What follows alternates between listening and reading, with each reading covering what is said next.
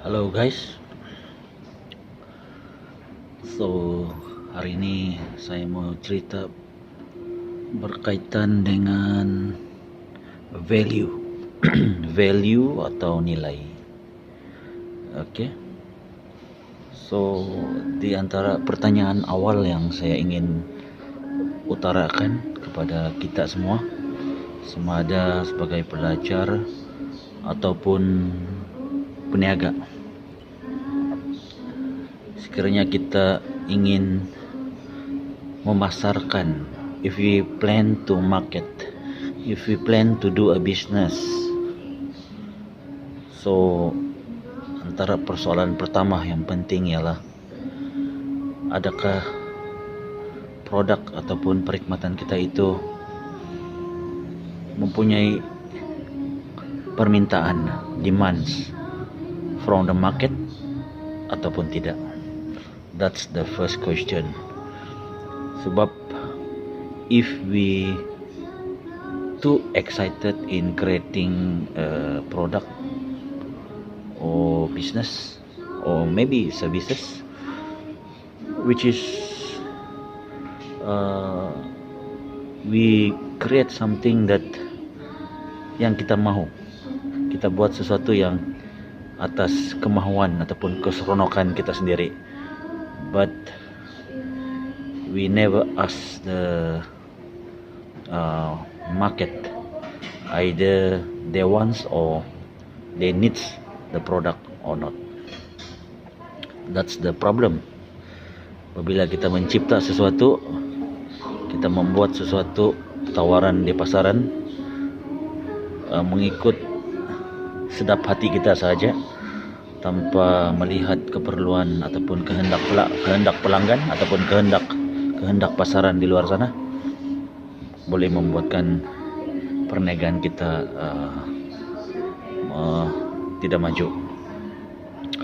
Nilai, when we talk about value, adakah produk kita, that you think that our product is, orang bilang, affordable?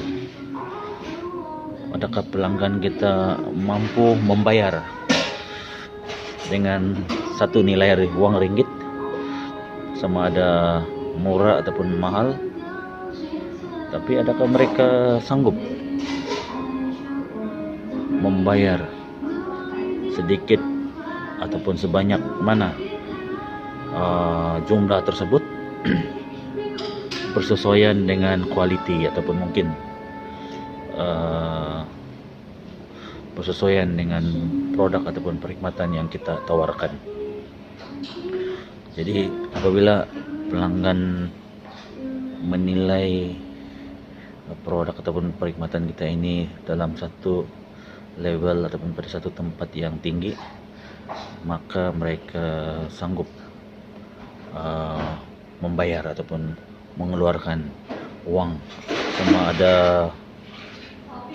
walaupun mahal mereka tetap sanggup membelanjakan, to spend the money, in order to get the product that they needs and wants. Oke, jadi macam mana cara dia? Yang kita tahu bahwa produk itu mempunyai sambutan ataupun tidak, sehingga kajian pasaran, market survey is very important. Kajian pasaran, market survey, interview, you need to do the observation, ask the people around you, kan? Kalau mereka mahukan produk ataupun perkhidmatan kamu, for example, if you are planning to open a spa, for example, spa and reflexology beauty center, for example, so you walk around and see your environment, see the potensi yang ada, and ask the people around there that stay here, stay there, ataupun where they are walking, the locations Maksud saya lokasi itu kena strategik, dan tanya mereka yang bekerja di situ. You have to ask them, kan? So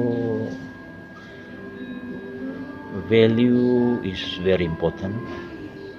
To maintain the value, nilai, supaya pelanggan sanggup untuk membayar walaupun dalam kadar yang tinggi, mungkin mahal, tapi mereka sanggup. Inilah the value yang kita mau. Okay? So in order to sustain the quality ataupun the value yang pada satu standard yang ditetapkan tu, kita perlu jaga kita punya business. Okay, in terms of packaging, branding, in terms of customer relationship, PR, and then maybe on networking, jaringan juga sangat penting to make sure our business is sustain. Okay, so I think itulah pandangan saya berkaitan dengan value. Sangat penting untuk menjaga value, nilai yang ada pada satu produk ataupun perkhidmatan, supaya customer kita sentiasa mengingati. They always remember us. They always manage to, orang bilang, recall, ingat semula berkaitan dengan produk ataupun perkhidmatan yang kita tawarkan. Terima kasih kerana sudi mendengar. Sampai di sini saja perkongsian saya pada hari ini berkaitan dengan nilai di dalam perniagaan. Semoga bermanfaat. Thank you.